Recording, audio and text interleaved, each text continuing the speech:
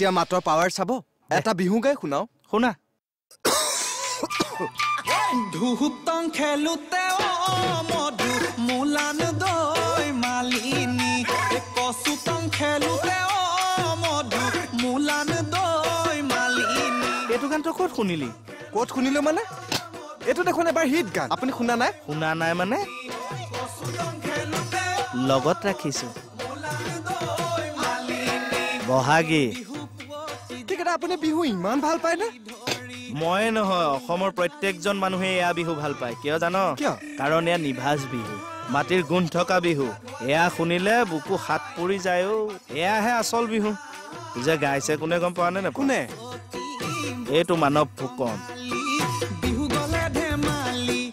মানৱ দাক চিনি পাও তো তেওঁ এজন ৰেকৰ্ডিষ্ট নহয় বৰ বঢ়িয়া গায় হয় গুডু খেলুতে মধু মুলান দৈ মালিনী মৰিল বন্ধু বৰি মধু মুলান দৈ মালিনী হয় গুডু খেলুতে মধু মুলান দৈ মালিনী মৰিল বন্ধু বৰি মধু মুলান দৈ মালিনী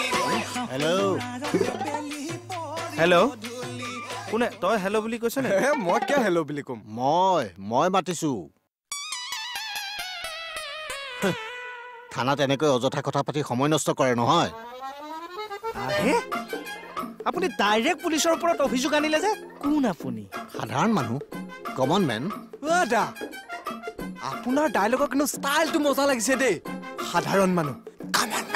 এই তেখেতে পুলিচৰ ওপৰত অভিযোগ আনিছে সেইটো তোৰ গাত লগা নাই ডায়লগৰ ষ্টাইলটো তোৰ ভাল লাগিছে সৰি বেয়া নাপাব মই তেনেকৈ ক'বলৈ বাধ্য কিয়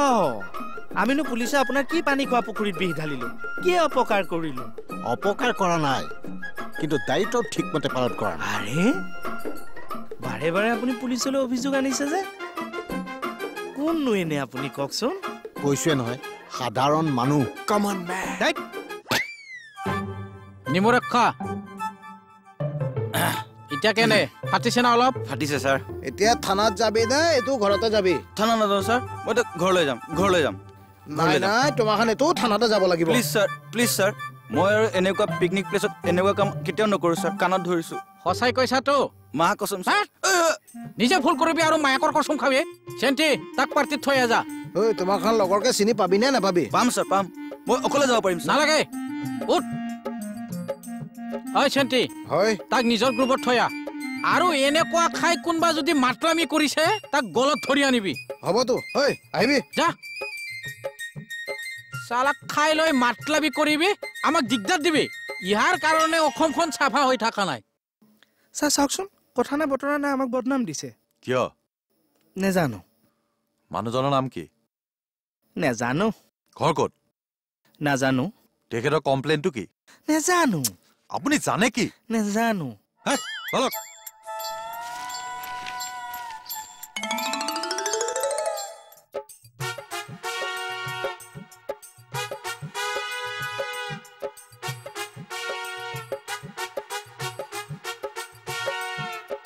ঐ বসু চালা মানুহ চবকে ইমান কৈছে এইটো পিকনিক খাই কিনে চব চাফা কৰি কিনে যাবি চব চালা লাটাৰ কৰি কিনে ৰাখিছে মানুহে যদি বুজি নাপায় আমাক কৈ কি লাভে চালা নিজৰ ঘৰটো এইটো চাফা কৰি কিনে ৰাখিব পাৰে তো পিকনিক খাবলৈ আহিলে চবটো লেতেৰা কৰি কিনে ৰাখে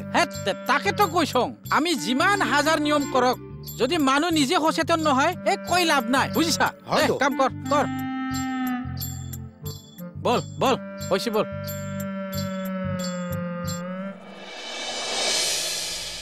হ'ব ছাৰ মই যাওঁ ঠিক আছে মাত্ৰ আপোনালোকে কিবা এটা কৰিব ঠিক আছে আপুনি যাওক ভাল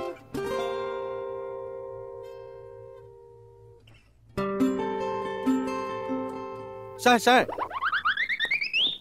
কি হ'ল ছাৰ কেছ বাদ দি বেলেগ কথা এটা কওঁ